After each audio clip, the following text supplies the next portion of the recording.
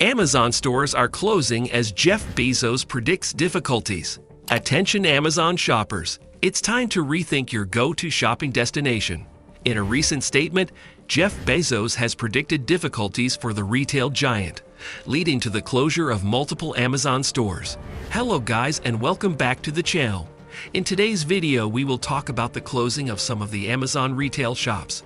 This shocking announcement has sent waves through the retail industry and has left shoppers wondering what the future holds for their beloved Amazon.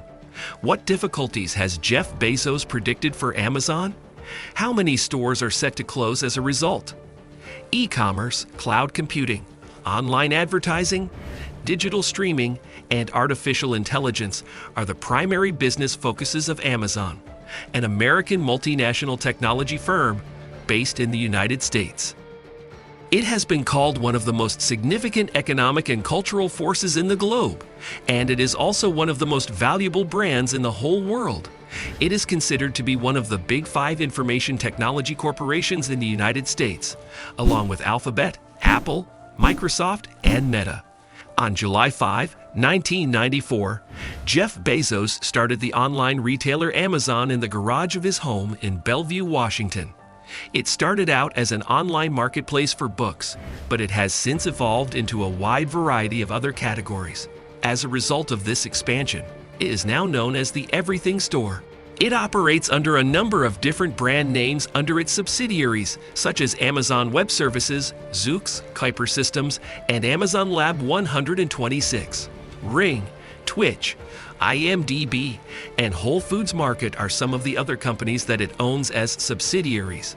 Its reach as a physical shop was significantly expanded when it purchased Whole Foods in August 2017 for a total of $13.4 billion in US dollars. The creator of Amazon, Jeff Bezos, is the most recent business executive to express concern on the current health of the economy and to advise that more difficult times are likely to lie ahead. The former president and CEO of the online retailing behemoth issued a tweet on Tuesday evening that reflected statements that Goldman Sachs chief executive David Solomon made earlier in the day to CNBC. Bezos said in a remark that was posted to a video clip of Solomon's appearance on Squawk Box that, "Yep, the probability in this economy advises you to batten down the hatches." Solomon, the chairman of the Wall Street financial powerhouse, said that it is time for both investors and business executives to realize the dangers that are growing up and to prepare themselves properly. Solomon made his remarks after the results of his company's most recent quarterly earnings report had just been released, and they exceeded expectations on Wall Street. However, he warned that a recession might be on the horizon since the economy is struggling with consistently high inflation and the Federal Reserve is attempting to bring down prices via a series of dramatic hikes in interest rates. Solomon said that he believes you must be prepared for the fact that there is going to be greater volatility in the near future. However, this does not always indicate that we are facing a particularly challenging economic situation. On the other hand, based on how the results are distributed, there is a strong possibility that we will have a recession in the United States. Fed officials have also been sounding the alarm that a recession might occur as a direct consequence of the tightening of monetary policy, despite the fact that they are hoping to prevent such a scenario. According to projections made by policymakers in September, the gross domestic product would expand by just 0.2% in 2022 and then return in 2023, but only to 1.2%. The gross domestic product fell during both the first and second quarters of this year, which satisfies the standard definition of a recession. In recent months, there have been conflicting messages coming from top business executives. Jamie Dimon, CEO of JP Morgan Chase, has been sounding the alarm about impending difficulties. He said not too long ago that the current situation is very, very severe and that the United States might enter a recession within the next 6 months. On the other hand, the chief executive officer of Bank of America, Brian Moynihan, said to CNBC that credit card data and other statistics suggest that consumer spending has remained stable. During an appearance on Closing Bell, he said that in the present situation, the consumer is extremely good and robust. Moynihan admitted that the Federal Reserve's actions might have a chilling effect on the economy, but he said that the consumer's hanging in there. Amazon has announced that it intends to shut down all 68 of its brick-and-mortar bookshops, pop-ups, and shops providing toys and home products located in the United States and the United Kingdom. This would bring an end to some of Amazon's longest-running trials in the retail sector. A firm that started out as an online bookshop and was instrumental in the demise of established competitors like Borders has reached a pivotal stage in its history as a result of the revelation, which was originally reported by Reuters. Amazon has said that moving ahead, it plans to place a greater emphasis on both its food markets and a new idea for department stores. After opening its first bookstore in Seattle in 2015, Amazon has experimented with a variety of ideas in the retail sector, including convenience stores without cashiers, supermarkets, and a format called 4-Star, in which it sells toys, household items, and other goods that have received high ratings from previous customers. Amazon's goal was to increase the number of locations in which it could reach customers and to bring the feel of its online shopping experience into the real world. Its storefronts would display what people were reading, including reviews that customers had posted on Amazon's website, by pulling that information from the company's massive data mine. However, the company's advances were not sufficient to stop the trend toward online purchasing that was started by Amazon.com. Its revenue from physical stores, which accounted for only 3% of Amazon's total sales of $137 billion in the most recent quarter, and was primarily driven by consumer spending at its Whole Foods subsidiary, has frequently been unable to keep up with the expansion of the retailer's other lines of business. An analyst at Wedbush Securities named Michael Pachter claimed that internet-savvy retailer Amazon did the right thing by deciding not to compete in the small market of brick-and-mortar book customers. He compared it to the idea of electric vehicle manufacturer Tesla installing petrol stations. Pachter said that Andy Jassy, Amazon's new chief executive, most likely took this decision after reviewing the several firms owned by the company since he assumed his position as CEO in July. He said that retail is difficult, and they're realizing it and they're discovering it.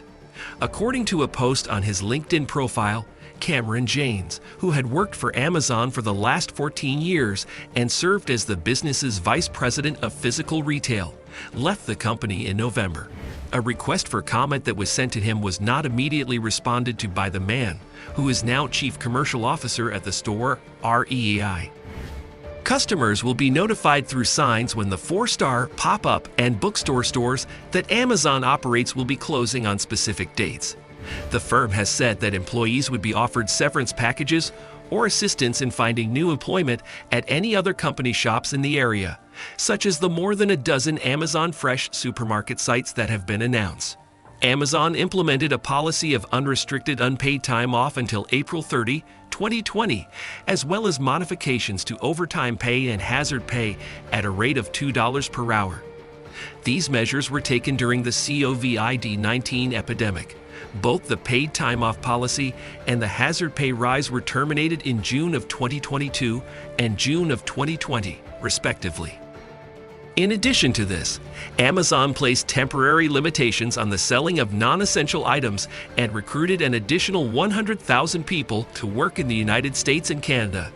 Amazon employees in the United States, France, and Italy staged demonstrations over the company's choice to run regular shifts, despite the high number of confirmed cases of COVID-19. The corporation has been the subject of legal complaints in Spain for its policies. In March of 2020, a number of senators from the United States addressed an open letter to Bezos expressing their worries over the safety of his employees. In addition to this, the corporation has been accused of exerting excessive pressure on its suppliers in an effort to preserve and expand its profitability. After Bezos reportedly advised that Amazon should approach these tiny publishers in the same manner that a cheetah would pursue a sick gazelle, one of the efforts to pressure the most vulnerable book publishers was dubbed inside the firm as the Gazelle Project. The Federal Trade Commission filed a complaint against the firm in July 2014, stating that the company was encouraging minors to make in-app purchases, which were being made without the permission of the children's parents. 2019 was the year that Amazon put an end to the sale of skin lightening and racist items that had the potential to harm customers. The New York State Court of Appeals threw out a case in 2022 that State Attorney General Letitia James had brought against the state of New York. Amazon made the announcement on February 2, 2021, that Jeff Bezos will step down as CEO and take over as executive chair of Amazon's board in the third quarter of 2021. Andy Jassy, who had been serving as CEO of AWS, has taken over as CEO of Amazon. In an effort to reduce expenses and save money, Amazon announced in January 2023 that it would be eliminating jobs for more than 18,000 employees. Thanks for tuning into our discussion on the recent announcement that Amazon stores are closing as Jeff Bezos predicts difficulties ahead. We hope you found the information presented here to be both eye-catching and interesting. If you enjoyed this video, be sure to hit that subscribe button and turn on notifications so you never miss an update. And don't forget to leave a comment with your thoughts on the news about Amazon's closures. We love hearing from our viewers and value your input. Thanks for watching, and we'll see you in the next one.